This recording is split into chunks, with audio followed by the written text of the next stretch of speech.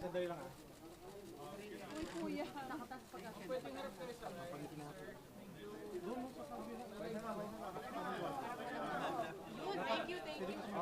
you. TVs naman po, bago yung mic. TVs naman po. Hindi naman nakasatras. Maya na yung mic. Mamaya po yung mic, TVs muna. TV muna, tapos vloggers na. Just kidding.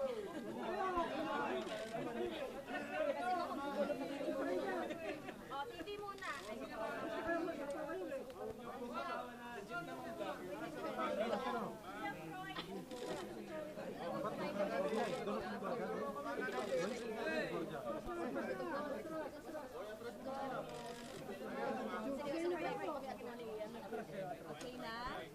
Okay, may mga mic naman. Thank you, vloggers.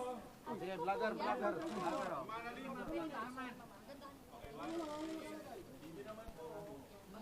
Malam ka, boy. Sige, mic na, guys. Mic na, mic. Mic, kuya.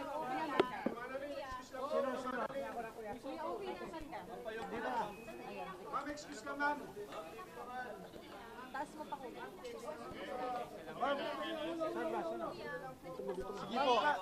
Ma'am, status lang po, sandali. Magbigay lang po kami ng status update. Sa ngayon po, Okay na lahat? Mababasa ang mga mic. Alin ang sapaw? Luwag po tayo, luwag tayo. Ma'am, gusto mo kaya kayo mic? Sorry. pababa to, pababa pa. Cellphone lang. Ayan, start. Sige po, alam ko po matagal tayo naghihintay, pasensya na po. Pero sa ngayon po, ang status ay hinihintay natin ang ating Secretary General para po i-receive yung impeachment complaint ng ating po mga private complainants, mga citizens at civil society leaders na narito ngayon. Para po ipakilala yung mga complainants, sinatawagan ko po si Senator Laila de Lima. Okay. Ito pong complaint for impeachment ay pinirmahan ng 17 complainants.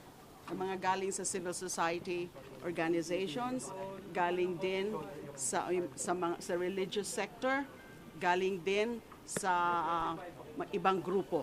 But they are filing all of these signatories, 17 signatories, are filing this in their personal capacity, even if they are members of various groups or of various party lists, etc.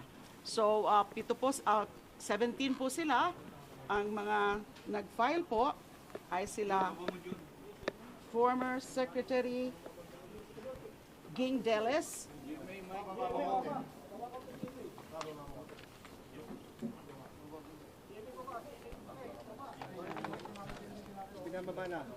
former Secretary Ging Deles, Father Flaviano Villanueva, SVD, Gary Alejano of the Magdalo, and Alice Murphy as the Urban Poor Group,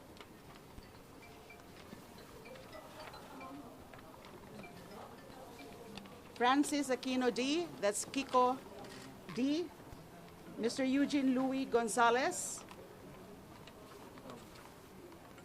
Doc Sylvia Estrada Claudio, Lea Lopez Navarro, Rowena Amon, Mr. Randy Francisco de los Santos, that's the uncle of Kian de los Santos, a victim of the EJK, Ms. Filomena Cinco, Mr. Chidoro Teddy Lopez, Sister Susan Santos Esmile, SFIC, Mary Grace de Guzman, Sister Mary Grace de Guzman, Father Robert Reyes,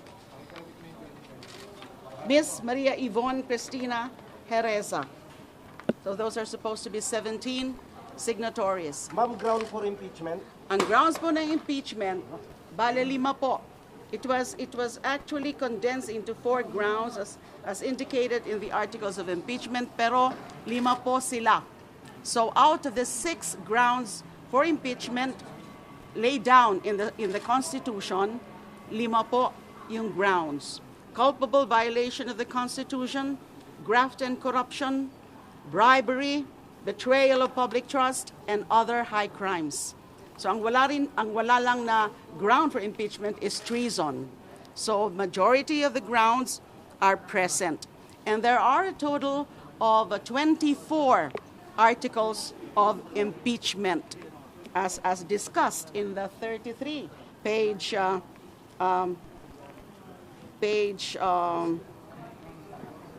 complaint.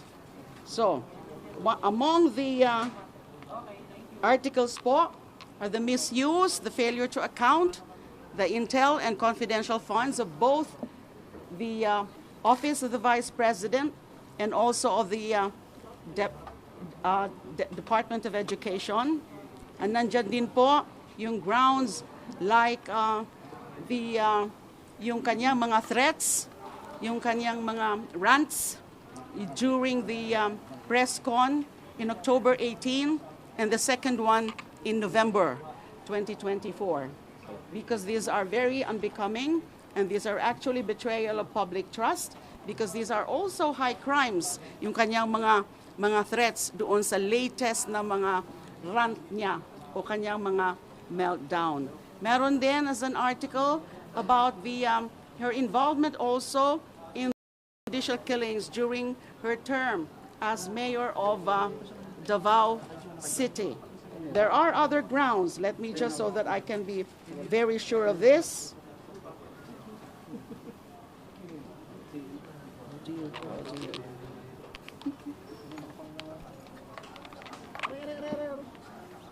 I'll just read from the complaint.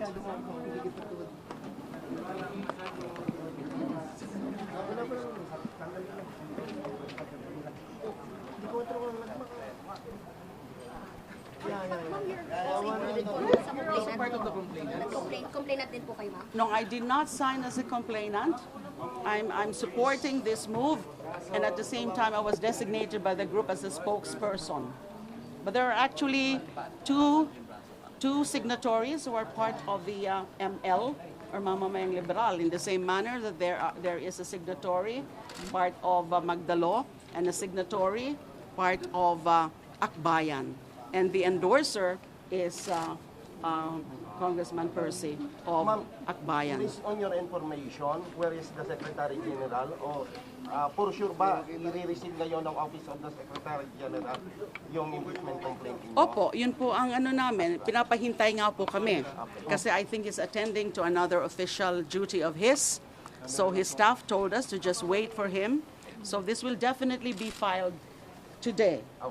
And then, you know, that another article is the respondent left DepEd with nearly 7 billion pesos in unliquidated cash advances.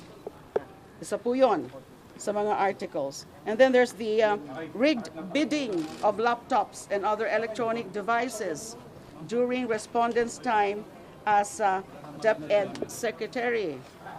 And then they were also respondent and members of her family engaged also in bribery and or in the unexplained receipt of hundreds of millions of funds from known drug personalities.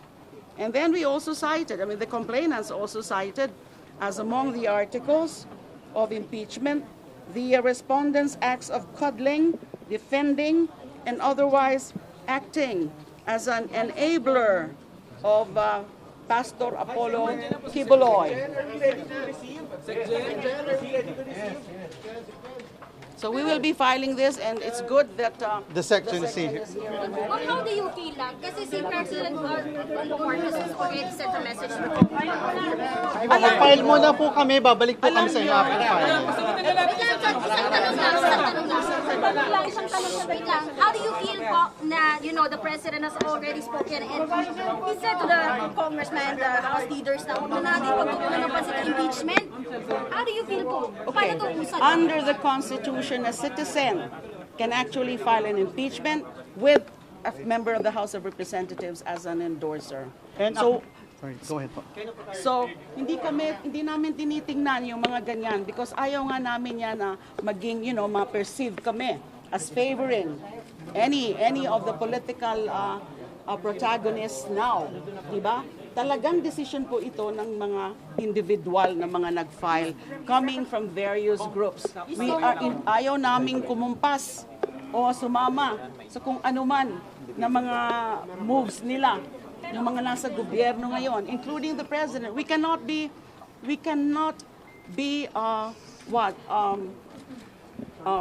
affected by the desire to really make the vice president accountable because that is in fact recognized by the Constitution. Kailangan mangibabaw ang batas, mangibabaw ang saligang batas.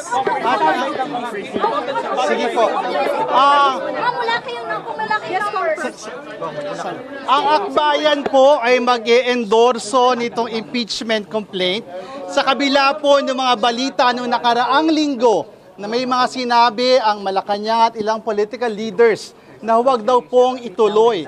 Linawin po natin, ang loyalty po ng mga kasama natin na mga civil society leaders ay sa taong bayan. Hindi po madidiktahan ang mga progresibong puwersa na gustong i-hold accountable si Vice President Sara Duterte. How hopeful are you, sir? Na may number kayo. Sa araw na ito, we are here in the House of Representatives bravely supporting the petition of citizens kasi naniniwala tayo na ito ay responsibilidad ng ating pong institusyon. They have to give this complaint a fair chance and a fair day in court. Mahalaga po itong impeachment complaint na ito para simulan na yung totoo na step process towards holding the Vice President accountable. Simple lang naman po ang kailangan natin tandaan. Kung hindi ngayon, kailan pa? May oras pa po ba? Magkakampanya na rin, sir. Naniniwala po tayo kapag gusto, may paraan. At yung paraan po na yon ay paraan para panagutin ang mga nang-aabuso sa kapangyarihan at ninanakawan ng taong bayan. The Congress would fail to act on it this year. Are you willing to file it by next year? Magsisimula na po kasi yung pag-activate ng process sa pag-file natin ngayon. No, and Congress will have to go through the process of referring it to the responsible committee, the Committee on Justice. As to the timeline, we leave it to the leadership of Congress. Pero kalakip nito yung reminder that we are duty-bound in this House of Representatives to give this complaint a fair day in court. But sir, it's a numbers game pa rin. Yung mga endorser? Numbers game pa rin kasi siya. Ano yung numbers niyo? May numero ba kayo, sir? Naniniwala tayo na matindi yung merits ng ating impeachment complaint. At naniniwala din tayo dito sa mga kasama natin sa Kongreso, pag nakita nila na malakas itong ating complaint, malakas itong kasong ito, they will support it. I'll leave it at that muna po. Balik mo na sa Mamaya. Babalik kami, babalik.